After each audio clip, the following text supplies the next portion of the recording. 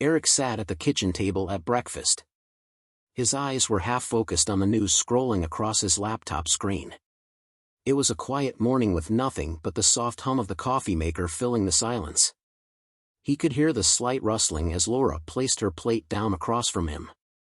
But he barely looked up. He was still absorbed in the latest headlines. Laura, however, was not looking at her plate. She was looking at him straight in the eye with an intensity that he hadn't noticed until she spoke. "Eric, I want a divorce." The words were blunt and clear, echoing with the finality that would shake most people. But Eric didn't flinch. He closed his laptop calmly, letting the silence stretch between them as he took a careful sip of his coffee. His expression barely shifted, there was a faint lift of his eyebrow. But beyond that, he didn't react much, if that's what you're asking, Laura thought. Her eyes widened a little. She'd expected something, anything really. She'd been hoping for anger, hurt questions. She wanted to see him react so she could feel validated in her choice, maybe even get some release from her own guilt. Instead, she was met with a cool, unbreakable wall. Eric was staring at her, his face unreadable. Eric knew himself too well to give in to any sudden outburst. He was a man who prided himself on being able to control his emotions. This had guided him throughout his life in his late 40s. Eric was tall with gray hair starting to show in his thick hair and a face that carried the quiet dignity of someone who had learned to keep his emotions under control. Years of working as an investment banker had instilled in him a polished composure. He was composed and few could break that composure. He was meticulous, a man who relied on reason and structure. His even demeanor was his anchor. He had always seen marriage as a partnership and a bond grounded in respect and mutual support.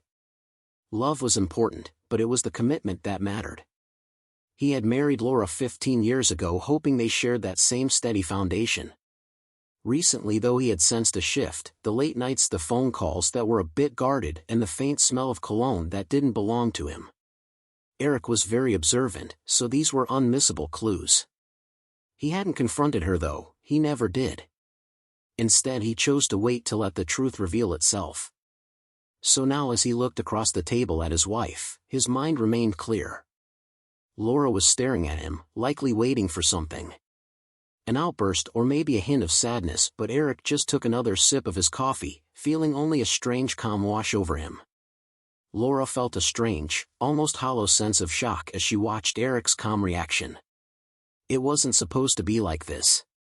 She had been preparing for this moment, imagining it in 100 different ways. She had pictured him standing up in anger, hurt filling his eyes, his voice rising in the quiet kitchen. She had wanted him to. She wanted to feel something, anything that would justify the decision she'd finally made. But there he was, staring at her with that same measured expression he used when reviewing bank statements. She felt her own control slipping. "Did you hear me, Eric?" she demanded, her voice tightening. "I said I want a divorce," he replied, setting his cup down. "Yes, I heard you." The flatness in his tone cut her more than any argument could have. She wanted him to fight, to argue, to make her feel that their marriage had meant something. Instead, he just sat there, an unmoving pillar, watching her with mild indifference.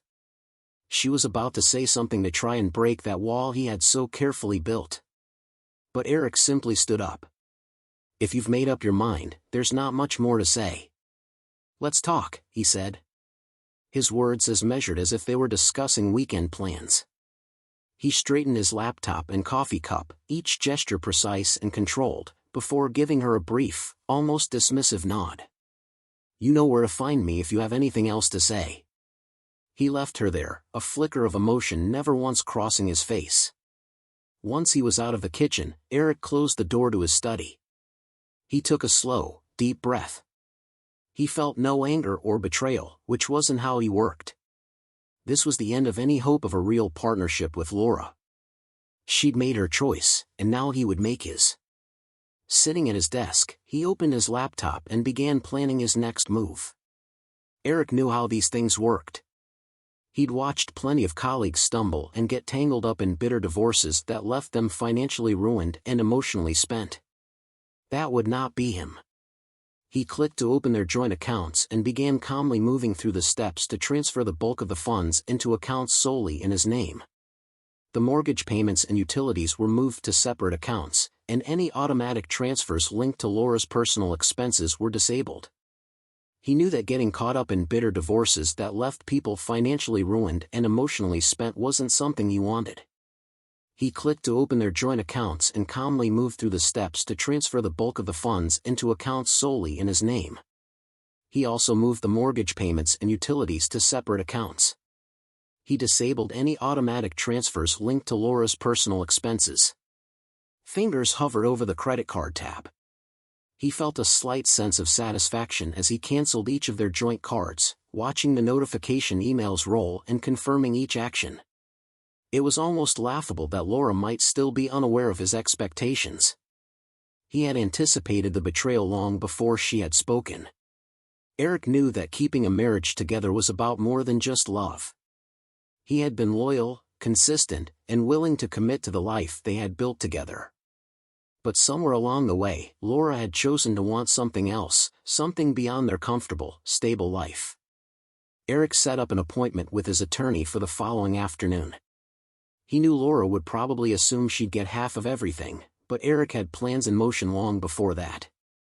She'd find that he'd been just as meticulous in preparing for her departure as he had been in managing their finances. He leaned back, scanning his files.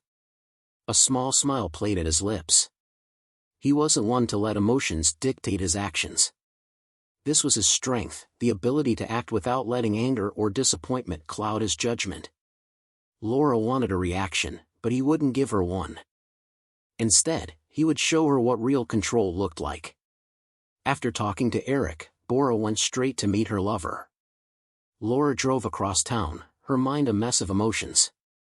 The smooth leather steering wheel felt oddly comforting in her hands as she pulled into the parking garage of the high-rise building.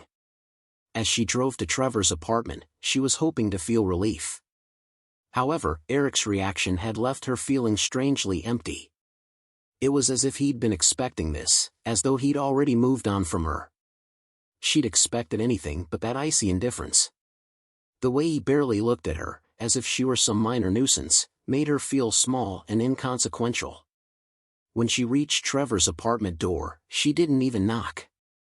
She opened it with the key he'd given her months ago. He was waiting in the living room, dressed casually. He looked concerned but excited.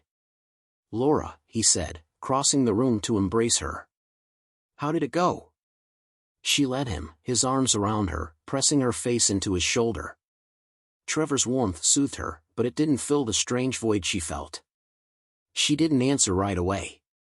He pulled back and looked down at her face. "I told him," she said at last, her voice a little hollow. "I told him I wanted a divorce." Trevor's eyes lit up and his hands tightened slightly on her shoulders. Finally, he said softly, "How did he take it?" She shook her head, a faint bitterness creeping into her voice. He was expressionless, barely blinking. It was as if he didn't care. "He just looked at me like I was a stranger." Laura searched his face, feeling a swell of hope rise within her. That's what she wanted, a new beginning, free from the quiet measured life she'd shared with Eric. She wanted excitement, romance, the thrill of being seen and cherished. "That's what you want, isn't it?" she asked, her voice barely a whisper. "Of course," he replied with a confident smile. "I wouldn't have waited all this time if I wasn't sure," he added. "I see us traveling, maybe even getting a place by the beach." She nodded, feeling a glimmer of happiness at the thought. But something in her mind pulled her back to Eric and the life they'd built together. She thought about the years they'd spent, and how Eric had always been the one who provided structure and stability.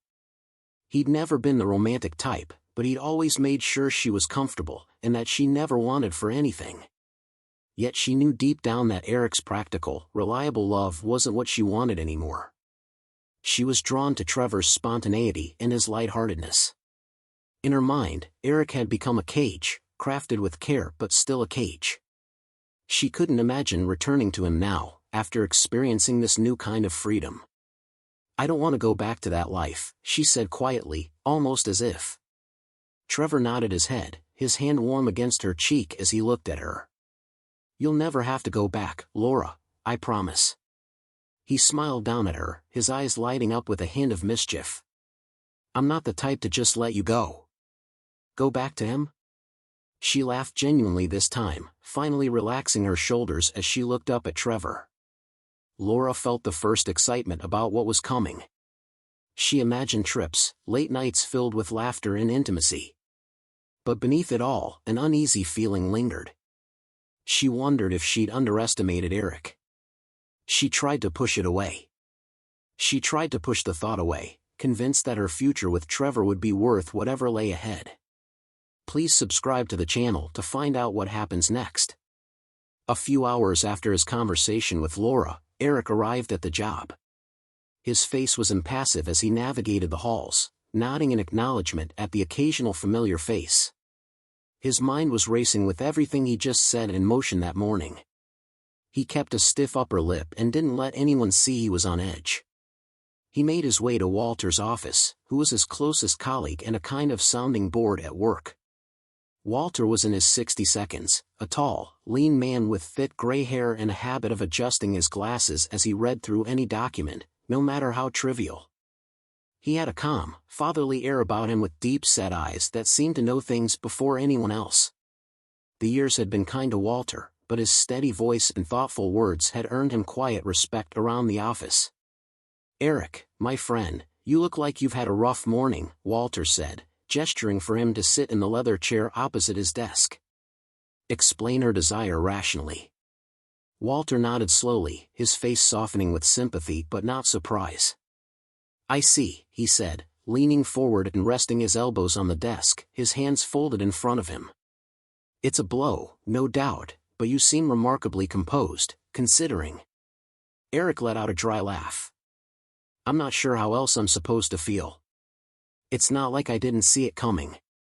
She's been distant for months, but even so, I thought maybe he trailed off, his voice fading as he looked down, unwilling to finish the thoughts.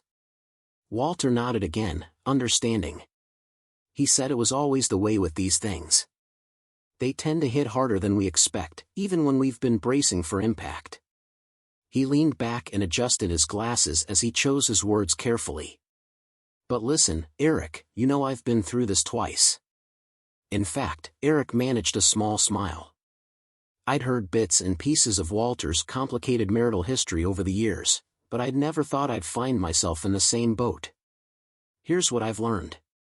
Don't let this woman's choices drag you down. She's made her decision, whatever her reasons may be. You, on the other hand, have a life to keep building and goals to achieve. Don't waste a single emotion on her that could be better spent on yourself. Eric looked at Walter, appreciating the calm wisdom in his friend's words. It's easier said than done, Walter smiled knowingly. You've got the upper hand here, Eric. You've got the time, resources, and will to move on with your life. I've watched you build this career with discipline. Most men don't have that. He paused, making sure Eric was really listening. Don't let bitterness eat into that. Focus on what's next. New challenges are what make you stronger, Eric. Think about it this way. This is your moment to redefine your life, even if it's not on the terms you'd planned. Your friend Walter was right. Whatever disappointment and betrayal you felt, he didn't have to let it get him down. He could choose to channel it into something better. He nodded slowly. Thanks, Walter. His voice was steadier now. I needed that, Walter said, reaching across the desk to clasp Eric's shoulder in a gesture of solidarity. My friend, don't hesitate to lean on those around you. You don't have to go through this alone. Later that afternoon, Eric met with his lawyer, Michael, in a sleek office downtown. Michael was a sharp, efficient man in his 40s, with an eye for detail and a no-nonsense approach that Eric appreciated. Eric let him walk him through the strategy. Michael began laying out a series of documents in front of him. First and foremost, there was the house. Eric wanted to know if there was a way to keep it. I'm assuming you do too. there are a few steps we need to take to prevent Laura from contesting that. Eric nodded, his eyes steady on Michael. I want to keep the house, she's the one who wants out. She can find somewhere else to live. Good, Michael replied, tapping his pen thoughtfully on the edge of the desk. Here's what we'll do. I suggest you stay put. If you need to, file a restraining order and make sure she can't argue that she has any claim to it. If she's planning on leaving, the courts will probably see it as abandonment. This could work in your favor. Eric leaned forward, feeling the first flicker of confidence since the morning. What about the accounts? He asked, his voice calm. His mind was alert. Wise move, closing those accounts. Closing those accounts, closing those accounts, closing those accounts, closing those accounts. This will strengthen your position. It's all about giving you the leverage to negotiate from a position of strength. Eric felt a calm settle over him, as he took in Michael's straightforward approach. There was no room for doubt here. No reason to second-guess himself. He could see the path ahead more clearly with Michael's help guiding the way. He wanted this to be as smooth as possible. As possible, Eric said quietly, though there was a steeliness in his voice. I don't need drama. I just need my life back.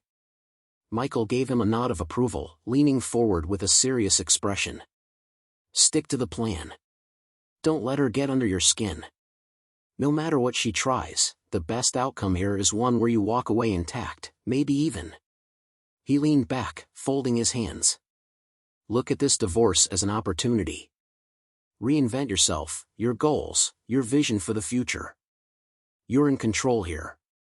Over the next few days, La found herself living a strange, unexpected kind of freedom at Trevor's apartment. She told herself it was convenient after all. His place was closer, too. He was happy to have her there at work. She loved the excitement of a fresh start, spending mornings drinking coffee with him and late nights laughing and planning for the future. But there were moments, brief as they were, when she felt a strange sense of finality. On a Wednesday morning at work, Laura was going through her usual emails when a young intern approached her desk, looking nervous. Ah, Miss Reynolds? He stammered, holding out a thick envelope. This came for you, he said. I think it's from a law office. Laura took the envelope, feeling her face flushed as she glanced around and noticed a few of her colleagues looking at her. Her fingers trembled slightly as she opened the envelope, revealing the stark, unmistakable words, "Divorce proceeding initiated." Her stomach dropped. She'd wanted a divorce, yes, but she hadn't expected Eric to act so fast to deliver these. The papers were so publicly displayed that she felt humiliated. She forced herself to look calm and collected, carefully folding the papers back into the envelope. However, her mind was a whirlwind of emotions, anger, frustration, and a bitterness. She hadn't anticipated the way he'd done this in front of everyone. It felt like a calculated move, as if he knew how much. She hated being embarrassed. She valued her reputation at work and felt exposed and vulnerable. If he wanted to play it that way, she thought, fine.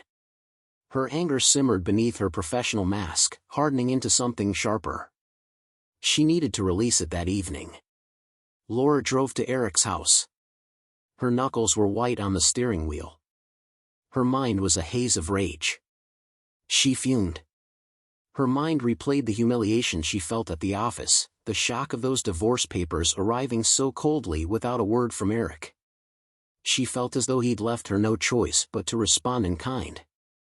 Inside the house, she stalked to the master bedroom where Eric's closet stood there like a quiet, unassuming monument to his order and control. She felt a twisted satisfaction bubbling up as she yanked open the closet doors and pulled out his neatly arranged clothes, one by one. She ripped down the shirts he'd folded so meticulously, hurling them onto the floor in a growing pile. She grabbed one of his expensive button-down shirts. The shirt was white and pristine. Her anger intensified as she dropped it to the floor, grinding her heel into it and twisting the fabric against the hard surface. She pulled out more shirts, dragging them through the dust and dirt by the door. This is what he deserves, she thought, breathing heavily. She felt the sting of his indifference in every yank and tear. It was a release, but it wasn't enough. She found herself clawing at his favorite jacket, ripping at the seams and feeling she was pleased to see the fabric give way under her hands. She spotted an old shirt of his from a work retreat. She knew he liked it, so she grabbed it and tossed it over the edge of the garbage can. She wiped grime onto it in deliberate messy streaks. She felt a sick sense of triumph, like she was reclaiming a small piece of her dignity. However, as she continued, the satisfaction she felt began to twist into something darker, something hollow. Each act of destruction made her feel worse. The destruction felt increasingly futile. Her anger was mounting without release. There was no relief. Only annoying, bitter frustration that the damage she was doing couldn't reach him. It couldn't make him feel anything. She collapsed into an exhausted heap, staring around at the mess. Then she took a breath and stood up. She looked at the scattered things. She took another look at Eric's clothes. She spat on them. After this act of vandalism, she packed some of her belongings into a suitcase. She said she hated Eric several times, and even that she wanted to burn down the house when she got nervous. After this emotional storm, she headed for the exit. She knocked over a table and a few chairs along the way, but Eric was far from oblivious. He had anticipated Laura's rage and had taken steps to make sure it didn't go unnoticed. Days earlier, he had discreetly installed cameras in key rooms, half expecting her to lash out in some way. He knew Laura too well and understood how her anger could cloud her judgment. So when he watched the footage that evening, he was calm and impassive as he witnessed her rampage from the detached view of the security cameras in the dim light of his study. He replayed the footage each time, confirming his decision to prepare for the worst. The recording showed her clawing through his things, her face twisted with anger, and her hands destroying what little she could. He made a mental note as she destroyed his clothes. It was clear she had no self-control and was prone to fits of rage. He smiled slightly as he closed the laptop, knowing he had secured the evidence. The footage was more than just a record of her behavior. It was ammunition he could use in court if she tried to take his assets, home, or stability. He saw this as a necessary step to protect himself and his interests. It would help him make his case against her. He could already picture how this footage would play in the courtroom. It would undermine any claims she might make against him. This wasn't just a defense, it was a weapon. He would use it with calm, calculated precision. Since Laura had announced her intentions to leave, Eric felt fully in control. He had transformed her rage into his advantage, and her recklessness into his leverage. As he prepared for the road ahead, he knew he had no need for revenge. He decided to take a more logical and prepared approach. The divorce proceedings began with a steady, deliberate pace, with each stage moving with the precision of a plan Eric had crafted to perfection with the evidence of Laura's outburst in hand. He leveraged every advantage his attorney Michael presented the recordings to the court, along with financial records and other assets Eric had secured well in advance. If every mistake Laura had made, and every angry outburst she'd made were used against her, Eric was ready for them. When Laura tried to argue for a share of the house, Eric's lawyer showed the video footage of her vandalizing his property. The recording showed that Laura was unstable, and her claims against Eric seemed weak and baseless. Eric's lawyer, Michael, had made sure that Eric's financial assets were secure. Eric watched as Laura's case crumbled piece by piece. Her confidence was eroding as she faced the consequences of her actions. The final court date came quickly, ending with an unequivocal ruling in Eric's favor. He retained the house, and his accounts remained untouched. That evening Laura was left to face the reality of her decisions. Eric sat alone in his house, now free of any reminders of his former life with Laura. The silence felt different. It was a space he could fill with whatever he chose, and he felt certain now that his life was his own, and he intended to make the most of it. 3 months later, on an ordinary Saturday morning, Eric stopped by his favorite coffee shop, a place he'd come to appreciate in his new routine. He was waiting for his order when he spotted a familiar face standing by the window. It was Trevor. They recognized each other and exchanged a nod. "Eric," he said, trying to muster a polite smile. "Didn't expect to see you here." "Likewise," Eric replied. His face impassive as he looked Trevor over. The man seemed thinner, a little more worn around the edges as if carrying a strain he hadn't expected. When Eric saw him he raised an eyebrow, looking a little curious. "I see," he said simply, with a hint of sarcasm in his voice. Trevor shifted uncomfortably, glancing away before continuing. "I don't know if you're interested, but Laura's pregnant," he said, his voice trailing off as he looked back at Eric. There was a hint of hesitation, as if he wasn't quite sure how Eric would react. Eric's face remained carefully neutral, but inwardly he felt an undeniable it was a bit ironic, seeing as Laura was the one who'd tried to escape the confines of their marriage for a life of freedom. Now she was tied to Trevor with a child on the way. It was almost poetic. "Congratulations," Eric said, his voice betraying a touch of amusement. "I hope you're prepared for her unique temperament." He let out a weary sigh, rubbing the back of his neck. "She's well. Let's be honest, she's been a challenge. The mood swings, the hysterics, it's been tough. I didn't realize how much work it would be." Eric nodded, a hint of sympathy in his voice. He was pleased with himself.